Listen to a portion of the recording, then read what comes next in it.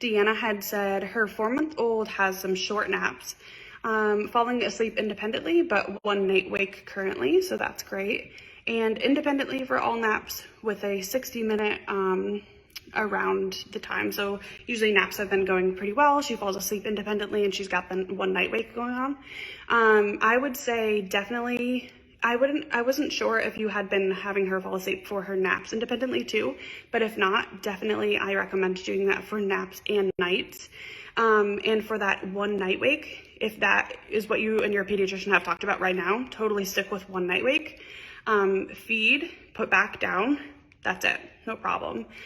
Just do a quick feed. As soon as they start to get drowsy at the bottle or drowsy if they're breastfeeding, then put them down to sleep. You're all good with that. If you and your pediatrician have discussed that you want to get rid of that, that's totally fine too.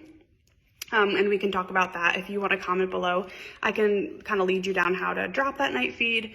But I would definitely have them go independent for all naps and for all nights, and do a 60-minute crib hour for them as well. So for the 60-minute crib hour, I'm actually going to be posting very shortly, like a little infographic. It kind of shows you like the steps on how to extend naps, because that was a really common question that a lot of you had asked me about extending naps and getting really long, lengthy naps. So definitely do a 60-minute crib hour. So let's say they woke up at 30 minutes, leave them in their crib for another 30.